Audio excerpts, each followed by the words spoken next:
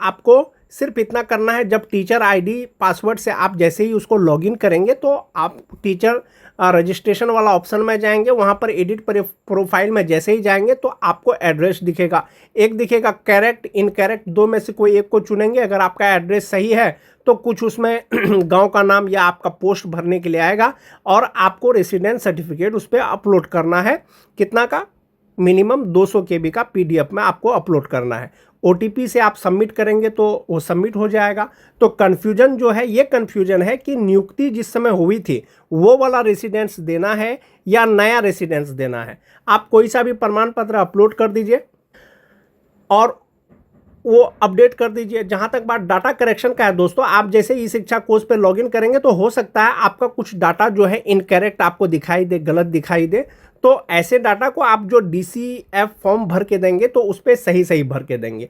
तो DCF form आप कैसे भरेंगे? तो 2 पेज का जो फॉर्मेट दिया गया है दोस्तों विभाग के द्वारा, एक तो है कि आपका जो नाम है इंग्लिश के अल्फ़ाबेट में कैपिटल लेटर्स में आप इसको भरेंगे, first name, middle name, last name जिस तरह से है। आप अपना जेंडर भर देंगे, आप अपना डेट ऑफ बर्थ भर देंगे।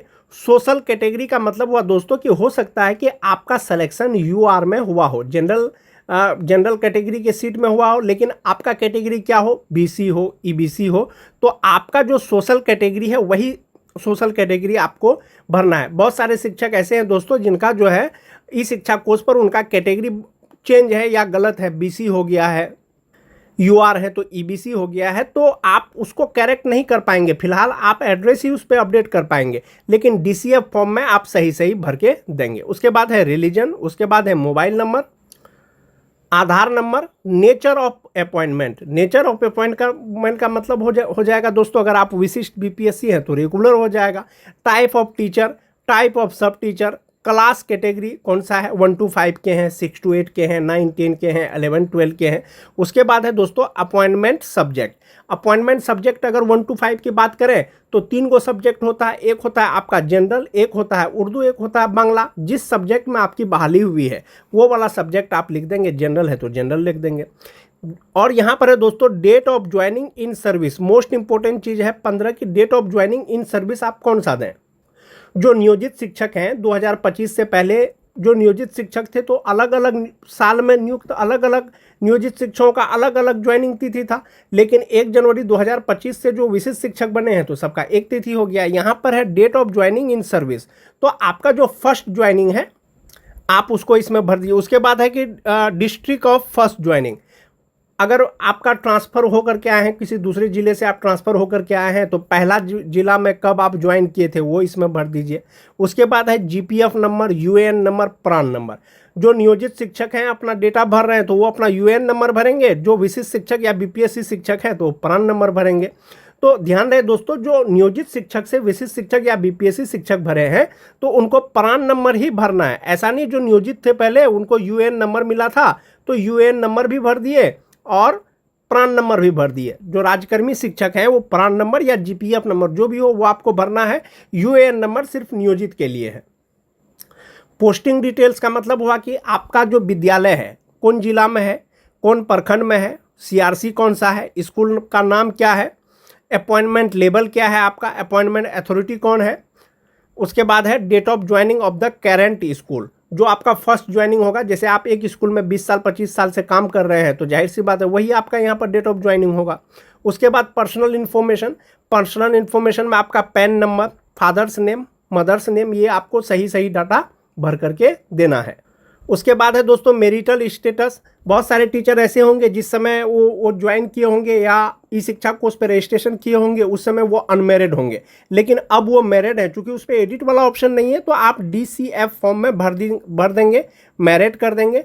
उसके बाद आप अपना email ID डाल देंगे, स्पाउस नेम, अगर आप मैरिड हैं तो अपना वाइफ का नाम, ब्लड ग्रुप कौन सा है वो आप भर दीजिए, अपॉइंटमेंट कैटेगरी भर दीजिए, डिसेबल है तो वो दे दीजिए, कोई अवार्ड मिला है तो वो दे दीजिए। जो मोस्ट इंपॉर्टेंट चीज़ है DCF फॉर्म में जो कन्फ्यूजन है दोस्तों वो है परमानेंट एड्रेस को लेकर के और कॉरेस्पॉन्डेंस एड्रेस को लेकर के। खास करके महिला शिक्षिका सब जो है उनको कन्फ्यूजन है कि एड्रेस कहाँ का दें, जहाँ उनकी शादी हुई है वहाँ का एड्रेस दें या मैके का एड्रेस दें। तो एड्रेस में कोई बड़ी बात नहीं है दोस्तों, आपका परमानेंट एड्रेस यानी जहां आपकी शादी हुई है वही आपका परमानेंट एड्रेस होगा। तो परमानेंट एड्रेस आपको वही देना है। परमानेंट एड्रेस में जैसे आपका हाउस नंबर है, हाउस नंबर नहीं होगा है तो वार्ड नंबर होगा, स्ट्रीट होगा, पंचायत कौन सा है, pin number, village, block, district, pin code, post office, state. उसके बाद है दोस्तों domicile certificate submitted at the time of appointment. Appointment के समय में जो डोमिसाइल सर्टिफिकेट सबमिट किए थे वो वाला दिए हैं क्या, या उसका नंबर। तो बहुत सारे शिक्षक ऐसे हैं दोस्तों जिस समय उनका नियुक्ति हुआ था तो उस समय जो वो डोमिसाइल सर्टिफिकेट बनाए थे तो हो सकता है उसको नहीं मिल रहा हो। बहुत से शिक्षक ऐसे हैं जिनका खो गया होगा, किन्हीं को मिल नहीं रहा होगा। तो ऐसी स्थिति में आप क्या करेंगे, आपके पास जो डोमिसाइल सर्टिफिकेट है आपको फिलहाल दे दीजिए। विभाग के द्वारा आपको आदेश दिया जाएगा या निर्देश, दिशा निर्देश इसके लिए जारी किया जाएगा कि भाई अगर पहले वाला डोमिसाइल का आवश्यकता पड़ेगा तो वो वाला मांगा जाएगा। लेकिन आपके पास नहीं है तो आप क्या कीजिएगा, जो डोमिसाइल आपके पास है वो डोमिसाइल का नंबर आप दे दीजिए और कॉपी ऑफ डोमिसाइल सर्टिफिकेट वो है तो आप उसका जेरोक्स लगा दीजिए इस पेज के साथ में। ये तो हो गया आपका परमानेंट एड्रेस। उसके बाद है दोस्तों करेंट एड्रेस। करेंट एड्रेस और परमानेंट एड्रेस, बहुत सारे टीचर ऐसे होंगे जिनका करेंट एड्रेस और परमानेंट एड्रेस जो है सेम हो, लेकिन बहुत सारे शिक्षक ऐसे होंगे जिनका करेंट एड्रेस और परमानेंट एड्रेस अलग अलग हो। जैसे कोई शिक्षक हैं वो पटना उनका घर है लेकिन वो जॉब करते हैं कहाँ पर, मुजफ्फरपुर में। तो मुजफ्फरपुर में वो रहते हैं लेकिन उनका घर कहाँ है, पटना में है। तो परमानेंट एड्रेस वो पटना का देंगे, क्योंकि वो रह रहे हैं कहाँ पर, मुजफ्फरपुर में। तो जाहिर सी बात है कि वो करेंट एड्रेस वो मुजफ्फरपुर का दे सकते हैं। तो आप यहाँ पर डाटा उस सेम तरीके से आप अपना जो है house number, street, panchayat, post office, village, block, district, ये आप सारा डाटा को आप भर दें। उसके बाद इसमें फिर से है कि domicile certificate submitted at the time of appointment. Appointment के समय में जो आपने डोमिसाइल दिया था क्या वो डोमिसाइल है, वो दे रहे हैं तो उसका नंबर दे दीजिए, या जो आप दे रहे हैं वो दे दीजिए। और ये डाटा भर करके दोस्तों, ये जो 2 पेज का डाटा है ये भर करके आपको जो है अपना प्रखंड कार्यालय में आपको जमा कर देना है। बहुत से जिला के द्वारा इसके रिगार्डिंग दिशा निर्देश भी आया है दोस्तों। इसमें बहुत से जिला का जो पत्र आया है उसमें जो मोस्ट इंपॉर्टेंट चीज़ है क्या, विवरणी जमा करना और अग्रतर कार्रवाई सभी स्वयं के लॉगिन आईडी से जो वेबसाइट है पर लॉगिन करते हुए शिक्षक प्रोफाइल ऑनलाइन अपडेट करना सुनिश्चित करेंगे। यानी ई शिक्षा कोष पर आपको प्रोफाइल अपडेट कर लेना है।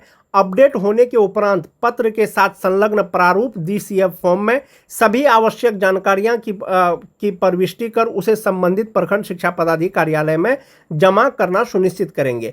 आपको तो ऑनलाइन प्रोफाइल अपडेट करना ही है ई शिक्षा कोष में, साथ ही साथ आपको DCF फॉर्म जो इसके साथ में दिया गया है उसको भर करके प्रखंड कार्यालय में आपको जमा करना है।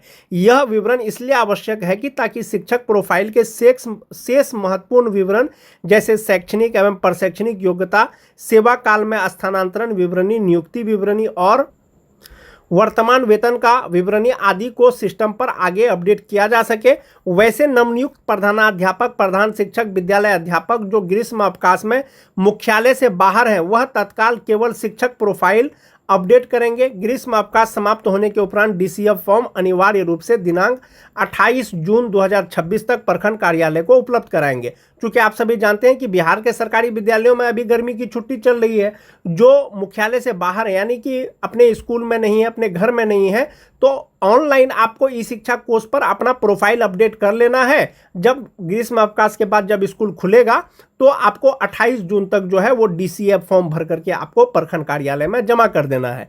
साक्ष्य संलग्न करना अनिवार्य है। प्रारूप DCF में प्रविष्ट किए गए सभी विवरणों के आलोक में साक्ष्य के रूप में संबंधित शैक्षणिक, प्रशैक्षणिक एवं नियुक्ति संबंधी दस्तावेजों की 100 भी प्रमाणित प्रति छाया प्रति संलग्न करना अनिवार्य होगा। DCF फॉर्म में जो भी डाटा भरिएगा, बहुत जो शैक्षणिक योग्यता है, प्रशैक्षणिक योग्यता है या नियुक्ति संबंधी जो भी आदेश है उसका 100 भी प्रमाणित यानी सेल्फ अटेस्टेड कॉपी आपको उस पर लगा देना है। उसके बाद है दोस्तों कि पूर्व से अपडेटेड शिक्षकों के लिए छूट। पूर्व से नियुक्त नियोजित शिक्षक, विशिष्ट शिक्षक, सहायक शिक्षक एवं 1 to 8 के प्रधानाध्यापक जिनका पूर्व में संपूर्ण विवरण त्रुटि रहित अपडेट हो चुका है, उन्हें इस पत्र के साथ संलग्न प्रारूप जमा करने की आवश्यकता नहीं है। यदि उनके प्रोफाइल में किसी भी प्रकार के बदलाव की आवश्यकता नहीं हो तो ऐसे पूर्व नियुक्त शिक्षक केवल स्वयं की लॉगिन आईडी से अपने शिक्षक प्रोफाइल को देख लेंगे और आवश्यक होने पर ही अस्थायी वर्तमान पता आदि अपडेट करेंगे। अनुशासनात्मक कार्रवाई की चेतावनी। सभी शिक्षकों के प्रोफाइल के अनिवार्य 54 फील्ड्स दी गई समय सीमा के अंदर अपडेट नहीं करने वाले नवनियुक्त प्रधानाध्यापक, प्रधान शिक्षक एवं विद्यालय अध्यापकों के विरुद्ध नियमानुसार अनुशासनिक कार्रवाई प्रारंभ कर दी जाएगी। इसे अति आवश्यक समझें एवं सर्वोच्च प्राथमिकता दें। दिनांक 5 जून 2026 के बाद किसी भी लंबित मामले की संपूर्ण जवाबदेही संबंधित शिक्षक की होगी। इसलिए दोस्तों, आप DCF फॉर्म ऑफलाइन जमा करें अभी अथवा नहीं करें, लेकिन ऑनलाइन डाटा आपको हर हाल में 5 जून से पहले, 5/6/2026 से पहले आपको डाटा अपडेट कर लेना है। ई शिक्षा प्रोफाइल अपडेट कर लेना है। जो DCF फॉर्म है दोस्तों, वो इस फॉर्म में भी है। टीचर ID लिख देंगे, स्कूल का यूडाइस लिख देंगे, आप अपना नाम लिख देंगे, टीचर का प्रकार कौन सा है, हेड टीचर हैं, स्कूल टीचर हैं, असिस्टेंट टीचर हैं, पंचायत टीचर हैं या नियोजित टीचर है, जो भी हैं आप उसको भर देंगे। पोस्टिंग डिटेल्स, अपॉइंट लेवल कौन सा है, 1 to 5 का है, 6 to 8 का है, 9 10 का है, 11 12 का है, यानी PRT, TGT, PGT, ये सारे डाटा आपको जो है भरना है। भर करके DCF फॉर्म आपको जो है प्रखंड कार्यालय में जमा करना है। यदि आप कहीं दूसरे जगह से ट्रांसफ़र होकर के आए हैं, किसी दूसरा जिला से, सेम प्रखंड से, अलग पंचायत से, तो उसका डाटा आप भर सकते हैं कि पहले आपका जो है सेवा कहाँ पर था, कहाँ पर आप पहले जॉब कर रहे थे, अभी कहाँ पर हैं, वो आप डिटेल्स आप इसमें भर सकते हैं। भर करके आपको जमा करना है।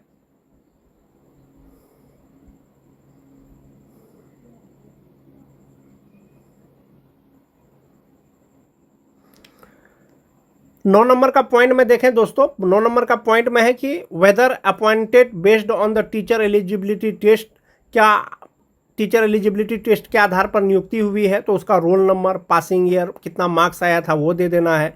Have you ever worked as BRP CRCC अगर किए हैं तो वो आपको ये डाटा भर देना है। ये भर करके आपको अनिवार्य रूप से जो है आपको जमा करना है। यहाँ पर आपको फोटो भी चिपकाना है।